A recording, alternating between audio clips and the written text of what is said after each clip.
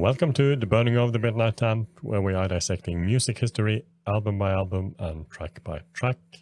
And we have come to the title track on David Bowie's album Reality from 2003, the 11th track on the album.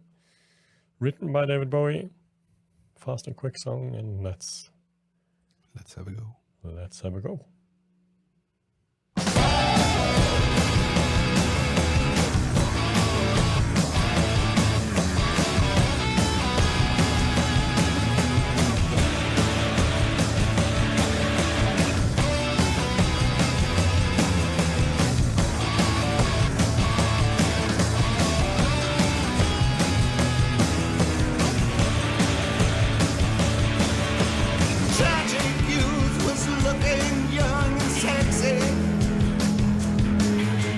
Tragic youth was wearing tattered black jeans, bearing arms and flooring halls of mischief. The tragic youth was going down on me, but I swear,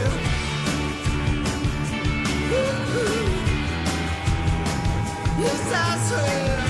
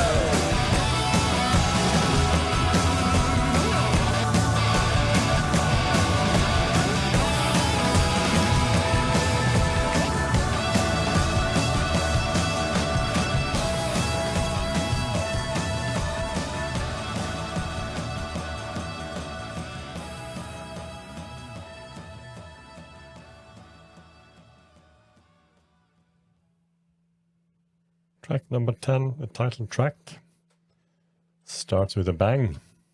Yeah, it really does. It fires away. It's like something Rick Rubin could have produced for the Red Hot Chili Peppers. Leaps out of the gate. Yeah, I mean, as the title track, it could have been put on the first track as well. It would have been a great opener. I to the think it album. would have been an exceptional opener. Really kicking the door in. Yeah. I It think so would. as well. I think actually the album could have made a little bit more impact. Maybe. Because this is vintage Bowie. This is the classic Bowie rocker of the early 70s. He even sings in this Ziggy style voice. One of the many voices he takes to the mic in this album.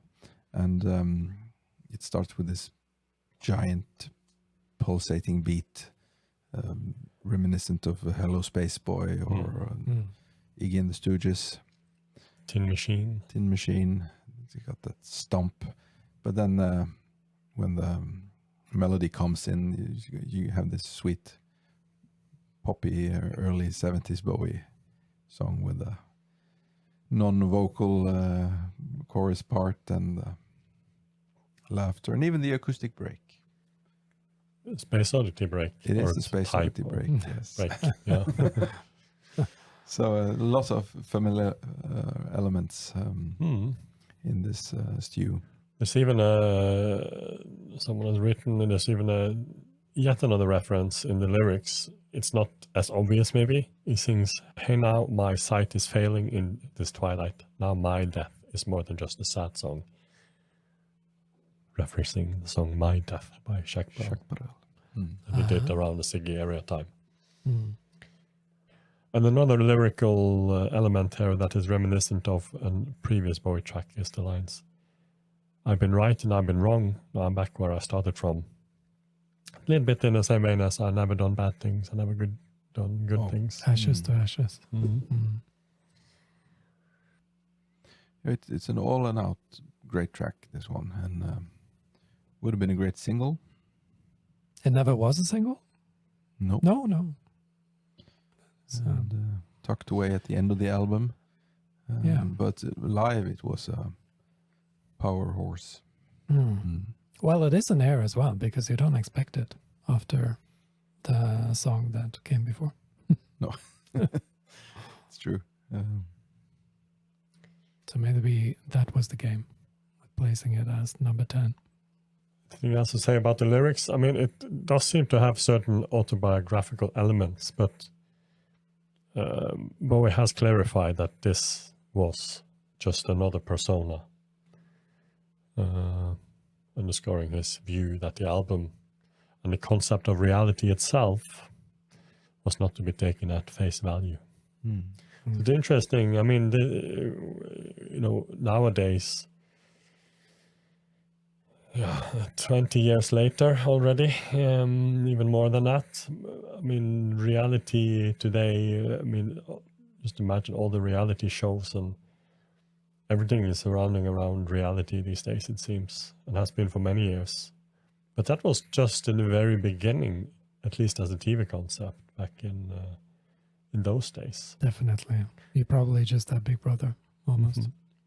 And Bowie had already picked up on it, not necessarily that it was the TV reality as a genre he was talking about here, but yeah. Probably more prominent in the US at that time than that too. up here in the cold north where trends they But then he was take always... a while. Sorry. No. He was always ahead of times. It was. Also when it came to his davidbowie.com, the fan club experience. BowieNet. BowieNet, yeah. Yeah. I used to be on BowieNet actually. Yeah, and I mean, you had some experiences there that I don't think anybody else had at the time. No. No artists were communicating with their fans like Bowie did. So it was performed quite regularly during the reality tour, in total 70 times. It was first played on the pre-warm-up show in Poughkeepsie in New York in August 2003. And the last performance was on this show when he really started to get sick. or had this heart attack. It was actually during the performance of this song, that they started to, or we can see that he really is feeling uncomfortable. And Galen Dorsey, Bowie's bassist, on stage, has also talked about this performance and saying that she could see that Bowie was visibly ill, and the audience started to be concerned. Mm.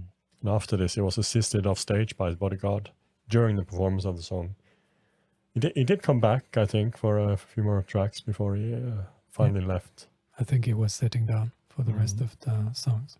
And he did a final show 2 days later, and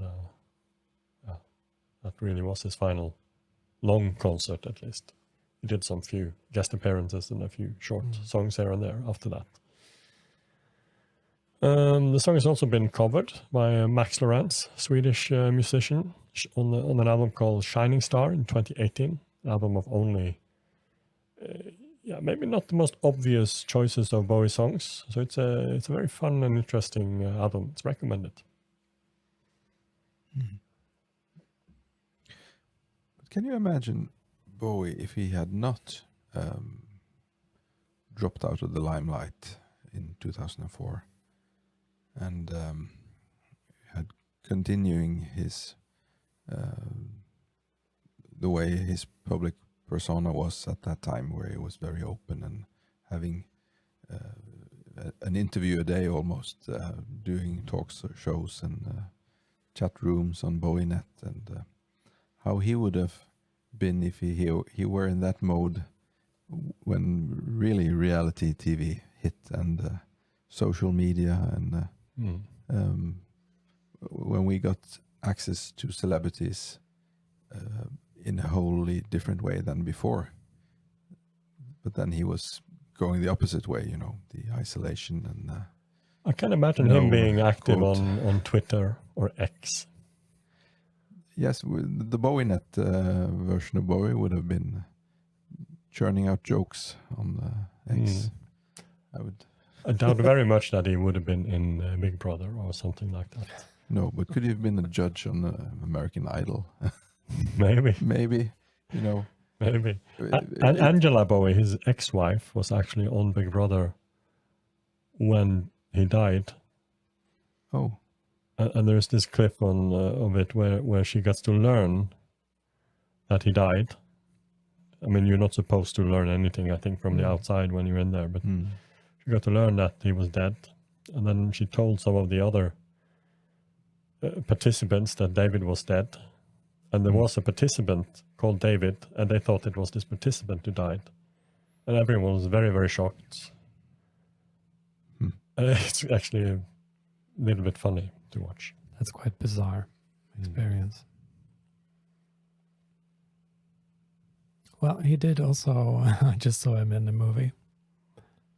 When did Zoolander come out? Oh, that's around this time, 2001, 2, 3. Yeah. So being the judge of the dance-off. Yes. Walk-off or something. 2001. 2001, yes. yeah, so it's a bit before this. But such a funny such a funny movie, and a really unexpected cameo from Bowie. I think we'll leave it there. I don't think we have more to add to reality, and let's bring in the Disco King instead.